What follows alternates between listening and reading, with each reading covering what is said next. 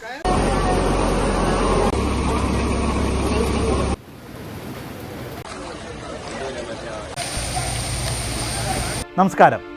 ഒരു ശുഭരാത്രി നേരാൻ കഴിയാത്ത വിധം ഭീതിതവും ദാരുണവുമായ വാർത്തകളാണ് കേരളത്തിൻ്റെ മലയോരങ്ങളിൽ നിന്ന് വരുന്നത്. ഇത് പ്രകൃതിയുടെ മാത്രം താണ്ഡവമല്ല, ഇത് നമ്മൾ ചോദിച്ചു വാങ്ങിയ ദുരന്തമാണ്. ഒരൊറ്റ രാത്രി കൊണ്ട് 9 ജില്ലകളെ ചോപ്പണിച്ച കനത്ത മഴയിൽ കേരളം വീണ്ടും മുങ്ങുമ്പോൾ നമ്മൾ വീണ്ടും ഒരു വിചാരണയ്ക്ക് നിർബന്ധിതരാവുകയാണ്. 2018 മഹാപ്രളയം കഴിഞ്ഞ് 8 വർഷങ്ങൾ പിന്നിട്ടു. എന്നിട്ടും എന്തുകൊണ്ട് നമ്മുടെ മനുഷ്യർ രാത്രി ഉറങ്ങാൻ കിടക്കുമ്പോൾ മണ്ണടിഞ്ഞു പോകുന്നു? എന്തുകൊണ്ട് നമ്മുടെ നഗരങ്ങൾ വെറും 1 മണിക്കൂർ മഴയിൽ തോടുകളായി മാറുന്നു?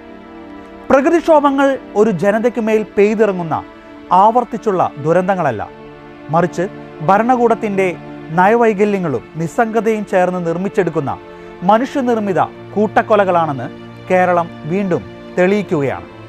ജൂൺ ജൂലൈ മാസങ്ങളിലെ കേരള കാലവർഷത്തിൽ 34% കുറവെന്ന് മാധ്യമ റിപ്പോർട്ട് പുറത്തു വന്ന ഏതാനും മണിക്കൂറുകൾ പിന്നിടുന്നതിന് മുമ്പേ കേരളത്തിൽ 9 ജില്ലകളിൽ റെഡ് അലർട്ട് പ്രഖ്യാപിക്കപ്പെടുന്നു.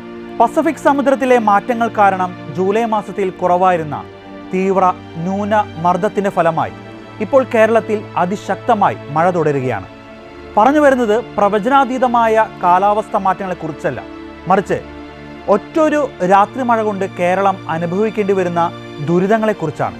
കോട്ടയം, ഇടുക്കി ജില്ലകളിലെ ഉരുൾപൊട്ടലും വ്യാപക നാശനഷ്ടങ്ങളും, സംസ്ഥാനത്ത് വിവിധ ഇടങ്ങളിലായി റിപ്പോർട്ട് ചെയ്യപ്പെട്ട 7ഓളം മരണങ്ങൾ, താമരശ്ശേരി ചുരത്തിലും പാൽ ചുരത്തിലുമുണ്ടായ മണ്ണിടിച്ചിൽ, പമ്പ, മണിമല, അച്ചൻകോവിലാർ, മീനച്ചിൽ തുടങ്ങിയ നദികളിലെ അമിത നീരൊഴുക്ക്, അങ്ങനെ മണിക്കൂറുകൾക്കുള്ളിൽ എത്ര ദുരന്ത വാർത്തകളാണ് കൺമുന്നിൽ മിന്നിമറയുന്നത്.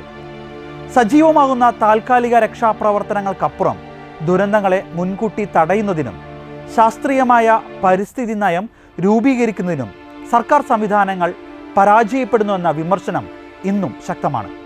2018 മഹാപ്രളയവും കവളപ്പാറയും പുത്തുമലയും പെട്ടിമുടിയും മുണ്ടക്കയും നമ്മെ പഠിപ്പിച്ച പാഠങ്ങൾ വെറും ചരമഗീതങ്ങളായി ഒതുങ്ങുകയാണോ?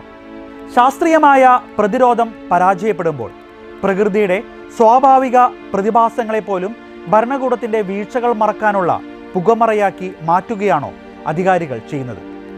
ദുരന്ത നിവാരണ രംഗത്തെ പുരോഗതിയേക്കാൾ ഭരണപരമായ അനാസ്ഥയാണ് ഓരോ ദുരന്തത്തിലും ജനങ്ങളെ മരണത്തിലേക്ക് തള്ളിവിടുന്നത്. 2018 പ്രളയത്തിന് ശേഷം പ്രഖ്യാപിച്ച പല സുപ്രധാന പദ്ധതികളും ഇന്നും കടലാസിലാണ്.